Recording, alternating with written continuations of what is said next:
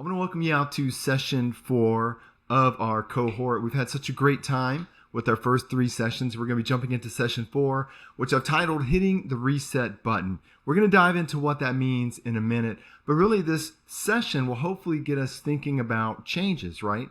Change is part of ministry, change is part of life. And this session is going to, again, specifically focus in on what does it look like when we need to hit the reset button. If we think about it, ministry is all about change. Things are always changing, from the technology that we use, from how we convey music, sound, whatever. All these different aspects of ministry change over time.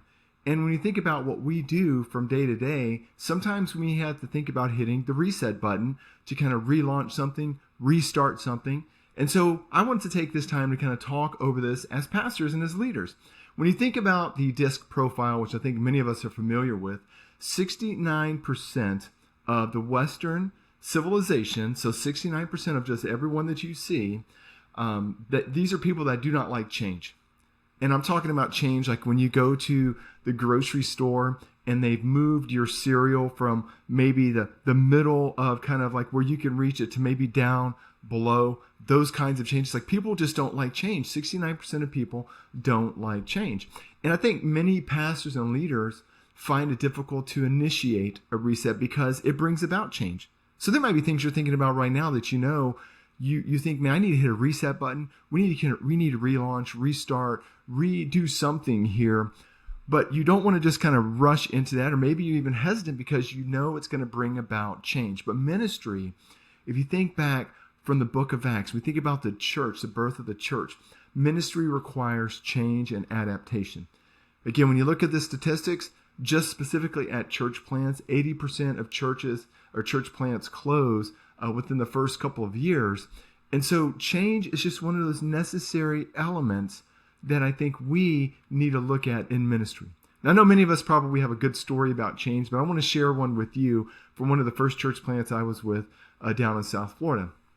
We had the individual who was in charge of the donuts. I mean, if you're going to do Sunday morning ministry, or really any day of the week, I think, at any time, you kind of need someone there to do some donuts. And so we would go in and order donuts. And so this person who was in charge of the donuts took it upon themselves to begin to slap hands, cut donuts in half, get very militant about protecting the donuts, because their goal was to make sure that everyone had more than enough donuts. And as you can imagine, in the staff meetings, we got to talk a lot about the donuts. And so eventually we decided to hit the reset button, and we decided that we needed to take care of this particular area because it wasn't going to plan.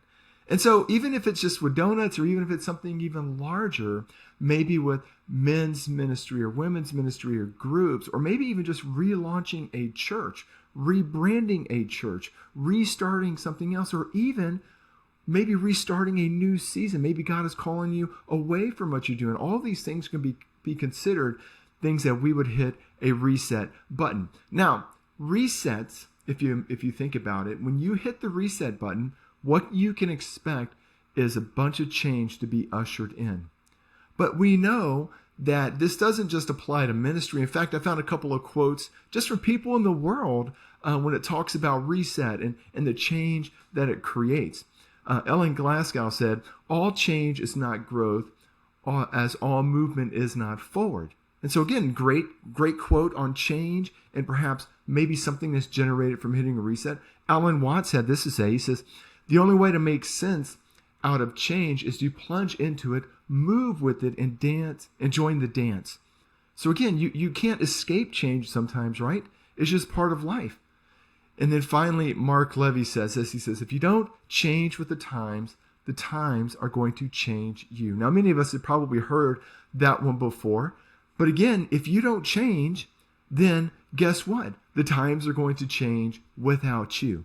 Now, I think back to kind of early ministry, late 1990s, back in the 1900s, early 2000s, before projectors were kind of affordable, before ProPresenter was a thing, before LED walls. We used this thing called a transparency, right? We had this little projector that you would take this little this little clear thing, and you'd write all your words on it. Hopefully you had great handwriting for your worship lyrics and things like that. And you would project your words up onto the wall.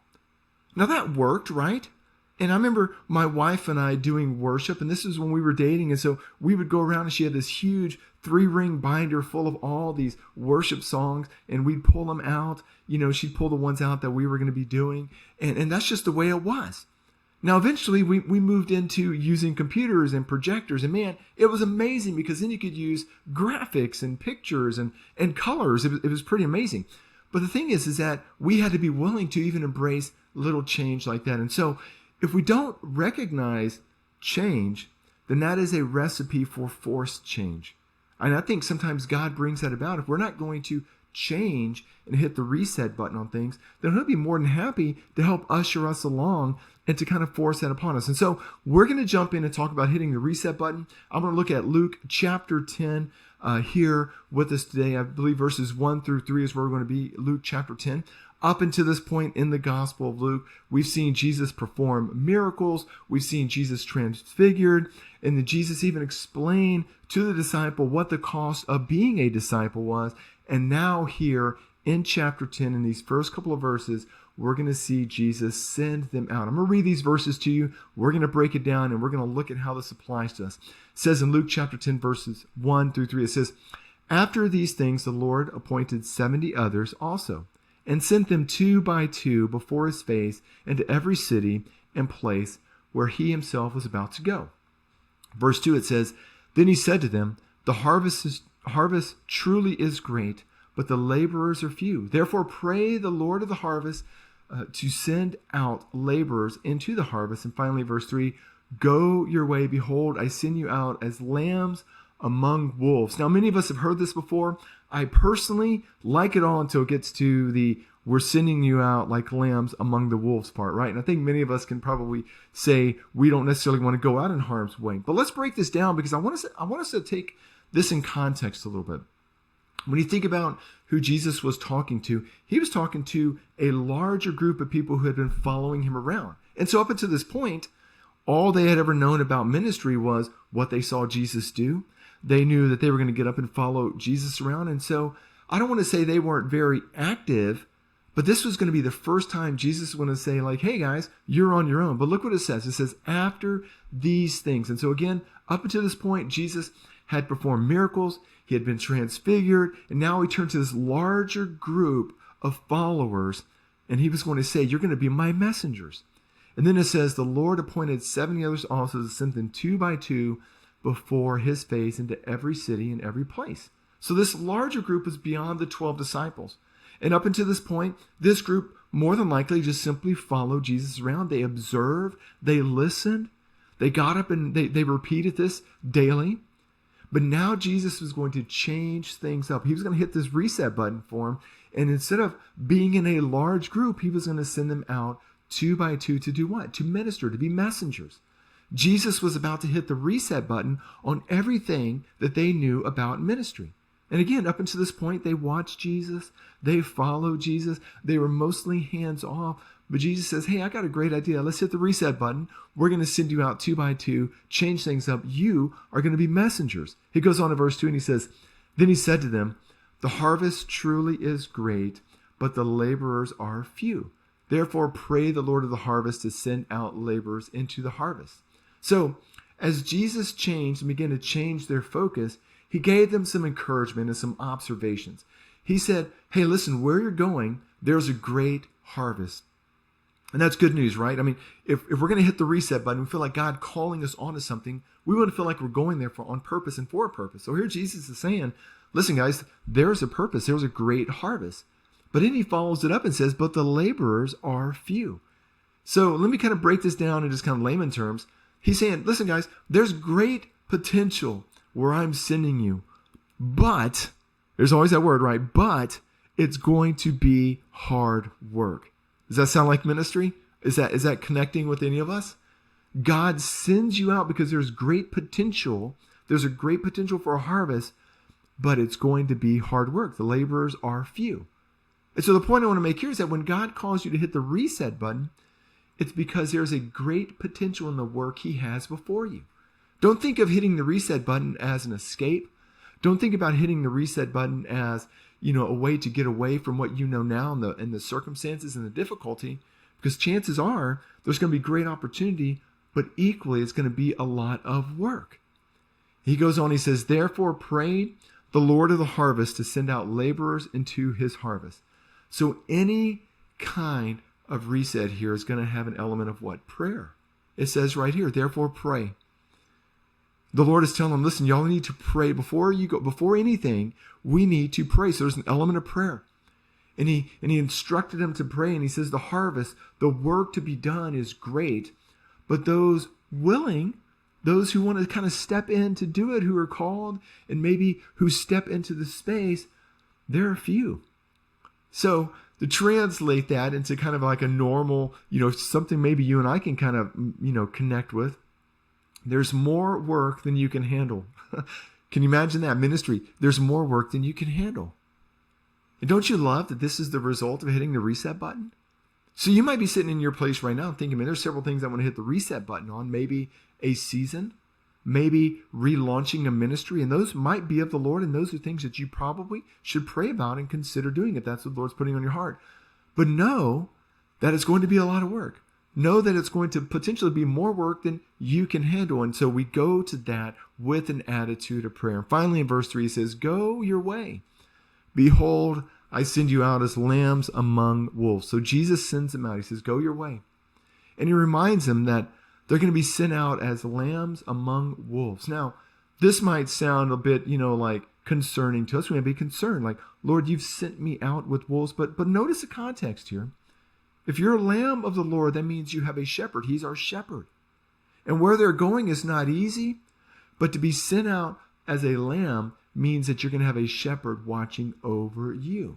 And isn't it good to know that Jesus, our good shepherd, watches over us in our current situation, in the situation in the future where we may be hitting a reset button, that the Lord is watching over us. He's with us.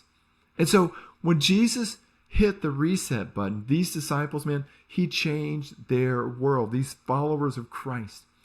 And their world was drastically changed real quick in these couple of verses, from simply observing and following and watching to now actively participating and trusting in every step and praying. The second thing we see, again, he changed the disciples' world. Number 2, he was going to follow them. And I love that the Lord just didn't send them out. No, he followed them. And our good shepherd never leaves his sheep. And so if God has put a season of a reset in front of you, or maybe an opportunity to reset something in the church, relaunch something, whatever the case may be, then our good shepherd doesn't leave his sheep. If this is where he's calling you to go.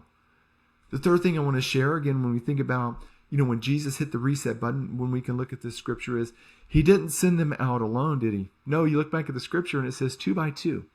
And so it reminds me and it encourages me that when I'm hitting this reset button, that I should have probably a couple people with me. That's one of the great things about, being in this cohort, other lead pastors and leaders who are going through the same things that I might experience in a church, or other staff or trustees or elders or whatever you may have, someone on their board. But he didn't send them out alone, but they went together. And so I'd encourage you, don't hit the reset button by yourself. Don't pull a solo. Do it with a group. Do it with a cohort. Do it with collaboration from others. And I believe that the Lord will use that, again, to not only minister to you, but help you do life with others, but really enjoy that reset season. The fourth thing I want to share is that he wanted to paint a picture of what the other side of the reset looked like. Now, don't get fooled. I think many of us could get fooled into thinking, like, if I just hit the reset button, that's almost like retiring. I'm just going to kind of step back. And maybe for some of you, you're thinking, man, one of these days, I'm going to retire from ministry. And I don't like that word. I think, while, there are seasons where we're more active than not, I don't think we ever retire from ministry.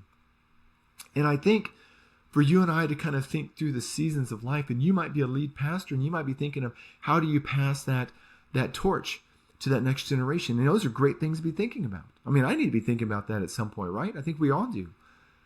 But the point is that we're not doing that so we can go retire and fish the rest of the days of our lives. No, God is going to call us into a different season of ministry, which is going to require a reset, which is going to require us to pray, which is going to require us to walk 2 by 2 with a group of people, which is going to be synonymous with being like a lamb being sent out among wolves. Again, we see the parallel here. You don't retire from ministry. You don't think about hitting the reset button as an escape. And then the last thing I want to remind us that Jesus said in here is that he reminded them that it was not going to be easy. Every step of faith requires trust. Think about when you perhaps launched a ministry or a church, or maybe said like, yes, the Lord has called me to revitalize something. And you kind of had like a 2-digit numerical problem. And then as the years go on, you have a 3, 4, 5, 6, 7, whatever digit numerical problem, right? Every step of faith requires trust and obedience and knowing that our good shepherd is with us.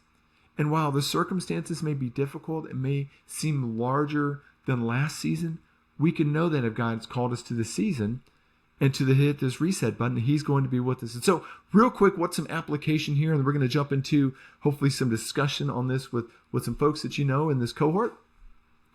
The question I want to ask is, when should you hit the reset button? Okay, that's the $1 million question, right?